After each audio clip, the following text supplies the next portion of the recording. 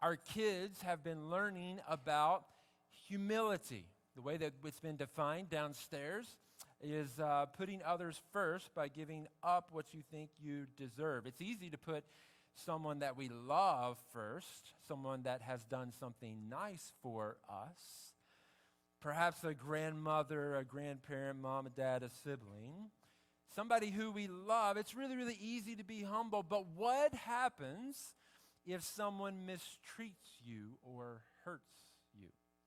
What does it look like to practice humility within that relationship? Levi had his first baseball practice this past week.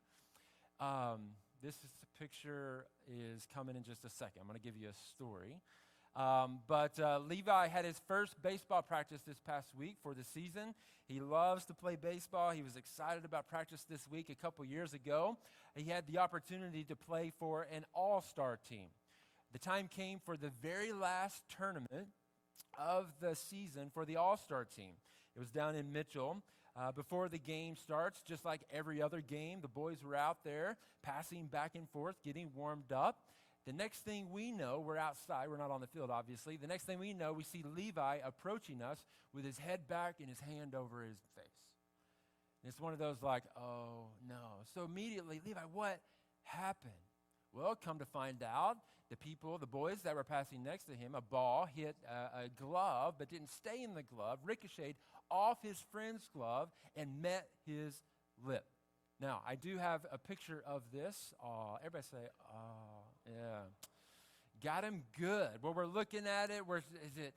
Do we need to, this is the last tournament. So we evaluated, got some input from friends, and decided he needs to go to the ER and get it checked out. We go to the ER. He gets his first stitches ever. Look at this picture just outside the ER. The next one, look at that. Oh, my goodness. Look at that smile. Here's the cool thing about that story. He did miss that game, obviously, that he was warming up for. But that afternoon, we headed back to the tournament, and this kid with stitches in his face got back out on the field and played the rest of the tournament with his team. How about that? Isn't that awesome? Levi is one tough kid. He's one tough kid. Now, of course, it was not the intention of Levi's friend to hurt Levi, but the damage was done.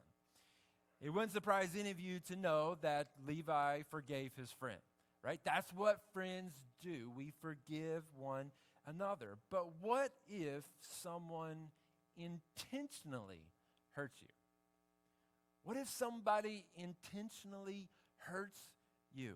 What do we do? What should our response look like? I'm sure each of you have an example of how you've been hurt by another. Maybe it was a best friend who you thought your secret was safe with them, but you find out later on that what was shared in private has been shared with your classmates or has been shared with coworkers. Maybe you worked really hard on a gift for a birthday in your family, but then that family member just took that gift and threw it away. Maybe you've been given a nickname that everyone thinks is funny, ha, ha, ha, but it stings a little more than you let on. We deal with situations in life that are difficult, ones that where forgiveness is hard. So what does it take to choose to forgive someone when they've hurt you?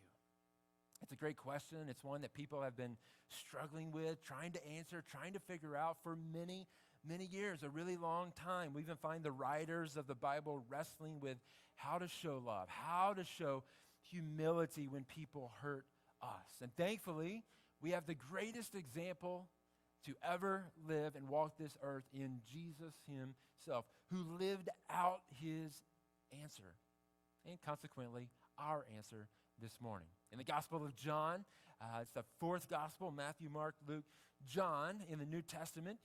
John is one of Jesus' closest friends. He's a follower of Jesus. And we're going to read this story today from the Gospel of John that we're going to give a little bit of the backstory that makes it, I think, come alive even more so. And we're going to have some help. How are the drawings coming along? Not good from Daniel. I don't believe that. Keep going. You're doing well. I have a sneak peek, and it's looking great. Just keep on going. As our friends draw these scenes, let's hear about one of Jesus' closest friends by the name of Peter. He was an ordinary man, a fisherman by trade. He spent most of his days and nights fishing. One morning, Peter is out on his boat fishing. In fact, he's been fishing all night long. He has not caught anything. Here he is, a professional fisherman. I'm sure the embarrassment that is his. He has not caught any fish all night long. Jesus, as at the beginning of his ministry, he's teaching on the shore. After his teaching was over, Jesus asked Peter to do something crazy. He says, cast your nets on the other side of the boat. The nets are lowered down into the boat, and immediately the nets begin to fill with fish. Jesus looks at Peter, and he tells him, you will now become a fisher of men. Peter was astonished by Jesus. He was astonished by what had just taken place. And this rabbi has asked him, come and be my follower. And so he jumps at the opportunity to follow Jesus. For the next 3 years, he has a front row seat to Jesus' life and ministry. And he watches as Jesus cares for others. Even though he was a close follower of Jesus. If you know anything about the story of Peter, you know that he was far from perfect. Oftentimes he would speak before he thought about what he was saying. He was far from perfect. But I'm so glad the story of Peter is in Scripture. It tells me and it communicates to me that God uses real people, sometimes that are not so perfect, to make a difference in the lives of others. Over the years, Peter and Jesus grew to be close friends. One would assume that nothing could break their friendship. But Peter put their friendship to the test. He put it to the test. So, I have my first drawing. It's being wrapped up. So good. A man eating. Harper, you about ready? Almost. I wasn't ready for this, but we're going to wait on Harper to finish. Harper's drawing a picture of a man eating. Once you get that table colored in, Harper, I want you to come up and display that picture. That's perfect. That's great. Come right on up here. You can stand up. I want everybody to see this. If you'll just stand right here in the middle, turn that picture around and show everybody. How about that? Isn't that great? Stay right there for just a second. Stay right there for just a second. You might remember how the night before Jesus was crucified, Peter ate a meal with Jesus and his disciples. This was a special time, a special gathering when Jesus shared a glimpse of God's plan. As they ate together, Peter promised Jesus he would die before disowning him, before denying his friendship that he had with Jesus. You remember what Jesus told Peter? Actually, Peter, you're going to disown me not once, not twice, but 3 times, and then we're going to hear the rooster crow. Can we thank Harper for her wonderful drawing this morning? You can have a seat. Thank you so much for your help this morning.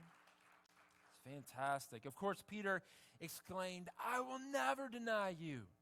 I will never deny you, Jesus. But then that's exactly what happened. Once Jesus was arrested, the disciples were scared that not only would Jesus be harmed by the soldiers, but they too would be next. And so in his greatest hour of need, the disciples followed at a distance. Peter finds himself in a courtyard. The high priest has questioned Jesus. Peter stayed outside. He's warming himself next to a fire, and a girl comes up to Peter. She asked Peter, you aren't one of Jesus' disciples too, are you? He replied, I am not. I realized Peter was scared, but this was his moment.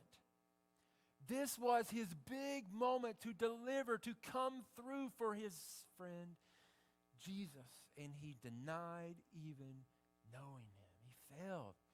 Jesus had been arrested and needed friends more than ever, but Peter in that moment acted like he didn't even know him.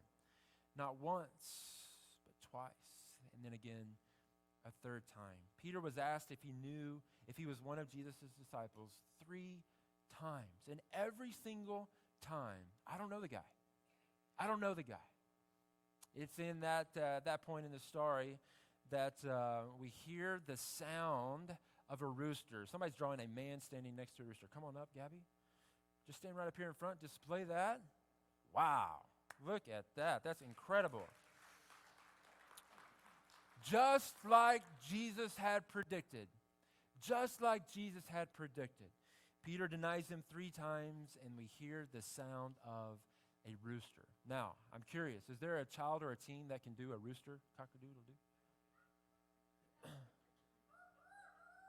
I heard it. I don't know who it was. That was awesome. Thank you for that. Gabby, can we thank Gabby one more time? You can have a seat, Gabby. Well done.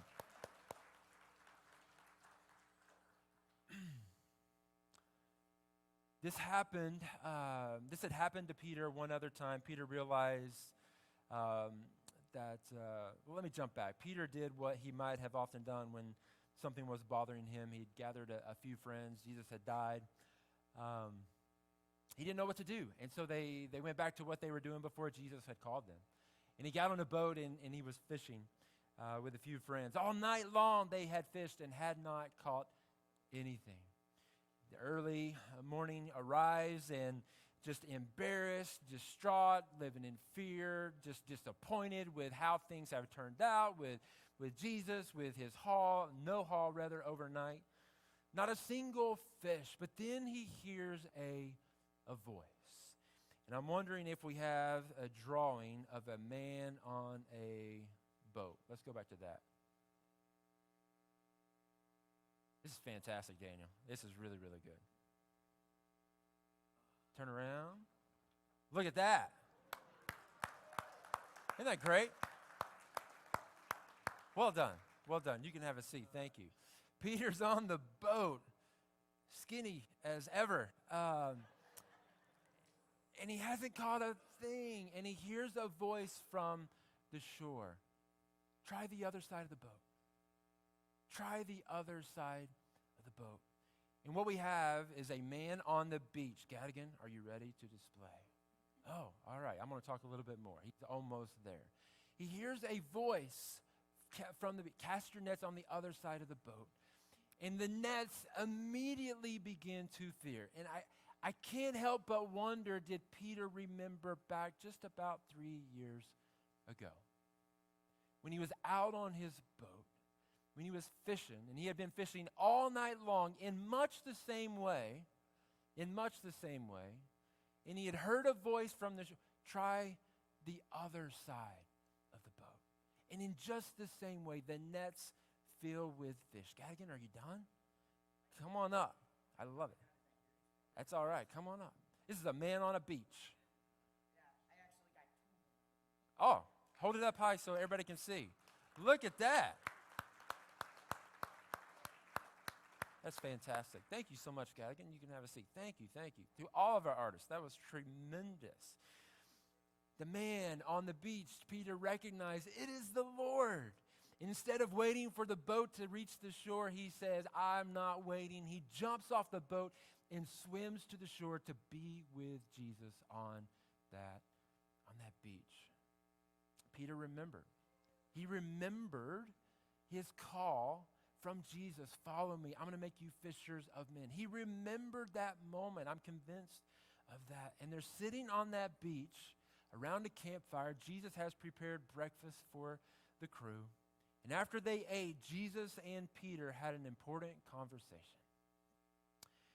This is what we read in the Gospel of John. When Jesus and the disciples had finished eating, Jesus spoke to Simon Peter. He asked, Simon, son of John, do you love me more than these others do?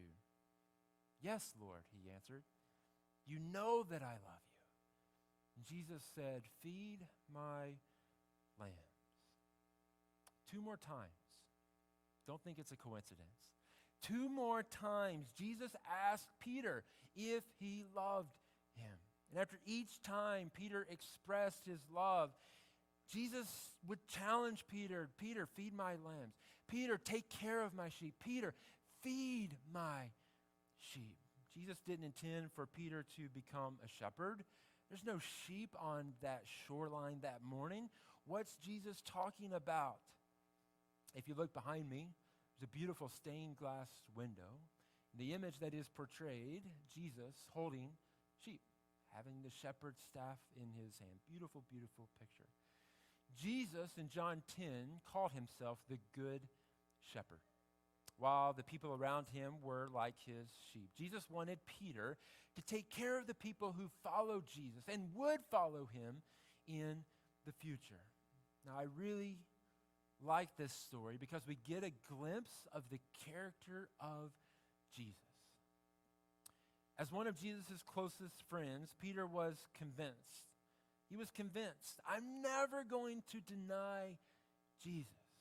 But when Jesus needed his friends the most, he denied him 3 different times. When the rooster crowed, Peter realized what he had done, and he felt awful. However, Jesus showed up on the same beach where Peter parked his boat.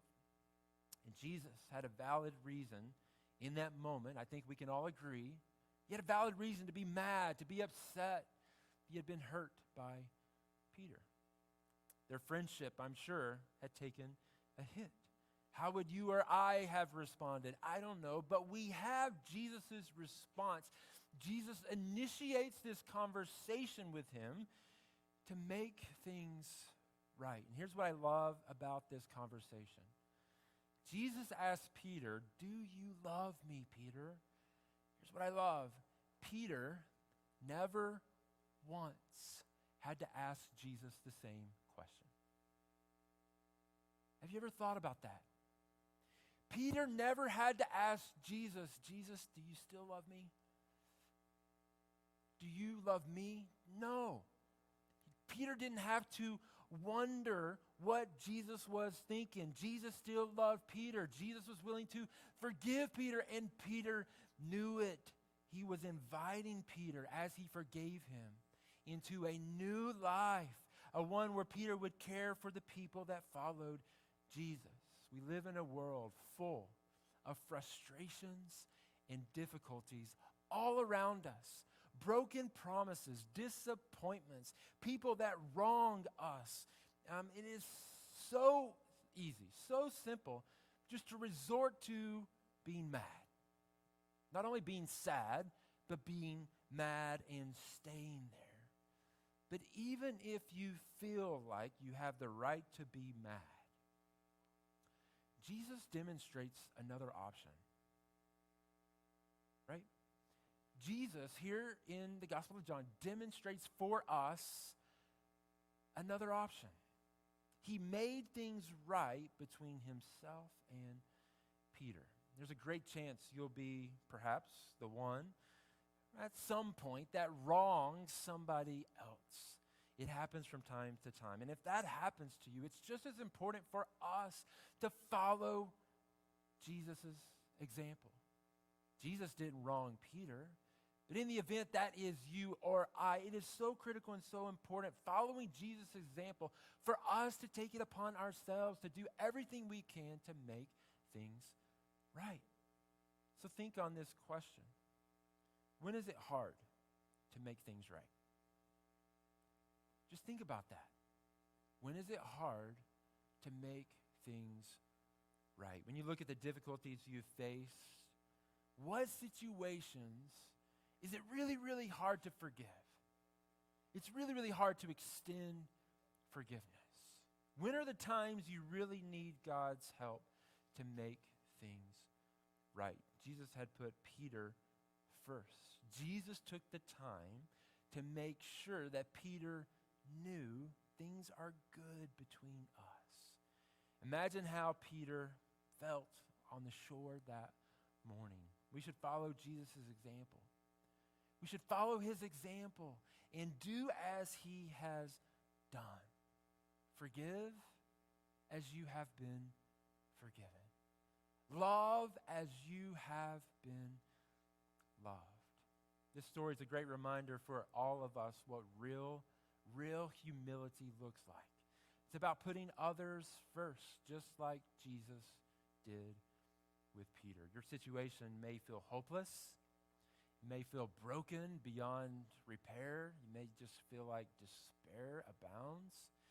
But can I draw your attention one more time to the stained glass window that is behind me? The window is beautiful. The window, if you look really, really close and notice each individual piece, the window is full of broken glass. It's full of broken glass. And it shows us, it reminds us this morning how broken things can be mended and sometimes become even more beautiful than they were before. Things break, and so do friendships. We say things we don't mean and sometimes do something selfish. We get hurt. We cause hurt for other people. All relationships have breaks. We all have an opportunity to follow Jesus' example, to forgive and be forgiven. It's never easy, but you can choose to put others first by making things right. When is it most hard for you to make things right? I hope you're encouraged this morning by this story that we find in the Gospel of John. The example of Jesus. Is it easy? No, but Jesus will help you. God will give you the strength, the courage, the words, the patience, whatever it is that is necessary. When is it hard for you to make things right? May we follow the example of Jesus that we have been given. This relationship that was broken, mended once again because of a willingness of Jesus to make things right. Make things right.